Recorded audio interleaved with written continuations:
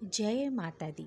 मित्रों, सबसे पहले आप सबको शनि प्रदोष व्रत की हार्दिक शुभकामनाएं। प्रदोष व्रत अति मंगलकारी और शिव कृपा प्रदान करने वाला है। यह व्रत प्रत्येक महीने के कृष्ण व शुक्ल पक्ष की त्रयोदशी को रखा जाता है। इसीलिए इसे वार के अनुसार पूजन करने का विधान शास्त्र सम्मत माना गया है। यदि इन तिथियों को सोमवार हो तो उसे सोम प्रदोष व्रत कहते हैं। यदि मंगलवार हो तो उसे भूम प्रदोष व्रत कहते हैं और शनिवार हो तो उसे शनि प्रदोष व्रत कहते हैं। विशेषकर सोमवार, मंगलवार एवं शनिवार के प्रदोष व्रत अत्यधिक प्रभावशाली माने गए हैं। तो आइए जानते हैं शनि प्रदोष व्रत कथा और पूजन विधि का तरीका। प्रत्येक पक्ष की त्रयोदशी के व्रत को प्रदोष व्रत कहते हैं। सूर्यास्त के पश्चात रात्रि के आने से पूर्व का समय प्रदोष काल कहलाता है। इस व्रत में महादेव भोले शंकर की पूजा की जाती है। इस व्रत में व्रती को निर्जल रहकर व्रत रखना होता है। प्रातःकाल स्नान करके भगवान शिव की बेल पत्र, गंगा जल, अक्षत, धूप दीप सहित पूजा करें।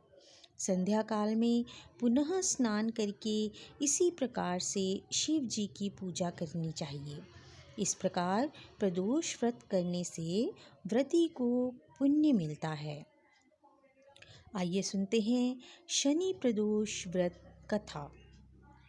प्राचीन समय की बात है। एक नगर सेठ धन दौलत और वैभव से संपन्न था। वह अत्यंत दयालु था। उसके यहाँ से कभी कोई भी खाली हाथ नहीं लौटता था। वह सभी को जी भर कर दान दक्षिणा देता था। लेकिन दूसरों को सुखी देखने वाले सेठ और उसकी पत्नी स्वयं काफ़ी दुखी थे। दुख का कारण था उनके संतान का न होना। संतानहीनता के कारण दोनों घुले जा रहे थे। एक दिन उन्होंने तीर्थ यात्रा पर जाने का निश्चय किया और अपने कामकाज सेवकों को सौंपकर वह तीर्थ यात्रा के लिए निकल गए। अभी वे नगर के बाहर ही निकले थे कि उन्हें एक विशाल वृक्ष के नीचे समाधि लगाए एक तेजस्वी साधु दिखाई पड़े। दोनों ने सोचा कि साधु महाराज से आशीर्वाद लेकर आगे की यात्रा शुरू की जाए। पति पत्नी दोनों समाधि लीन साधु के सामने हाथ जोड़कर बैठ गए और उनकी समाधि टूटने की प्रतीक्षा करने लगे। सुबह से शाम तक और फिर रात हो गई, लेकिन साधु की समाधि नहीं टूटी। मगर सेठ पति पत्नी धैर्यपूर्वक हाथ जोड़े पूर्ववत बैठे रहे। अंततः अगले दिन प्रातःकाल साधु समाधि से उठे। सेठ पति पत्नी को देखकर वह मंद मंद मुस्काए और आशीर्वाद स्वरूप हाथ उठाकर बोले, मैं तुम्हारे अंतर्मन की कथा भांप गया हूँ। वत्स, मैं तुम्हारे धैर्य और भक्ति भाव से अत्यंत प्रसन्न हूँ। साधु ने संतान प्राप्ति के लिए उन्हें शनि प्रदोष व्रत करने की विधि समझाई और भगवान शंकर की निम्न वंदना बताई। हे रुद्रदेव शिव नमस्कार। शिव शंकर जग गुरु नमस्कार। हे नीलकंठ सुर नमस्कार। शशि मौली चंद्र सुख नमस्कार। हे उमाकांत सुधि नमस्कार।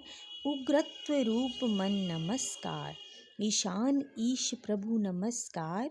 विश्वेश्वर प्रभु शिव नमस्कार।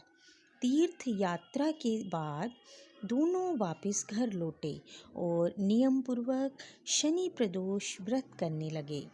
कालांतर में सेठ की पत्नी ने एक सुंदर पुत्र को जन्म दिया।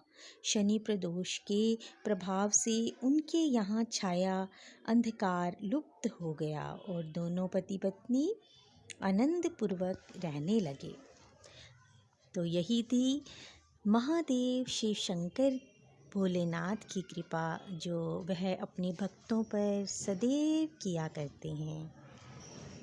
इस कथा को सुनने वालों, सुनाने वालों, हम सब पर भगवान शिव शंकर भोलेनाथ की कृपा सदैव बनी रहे।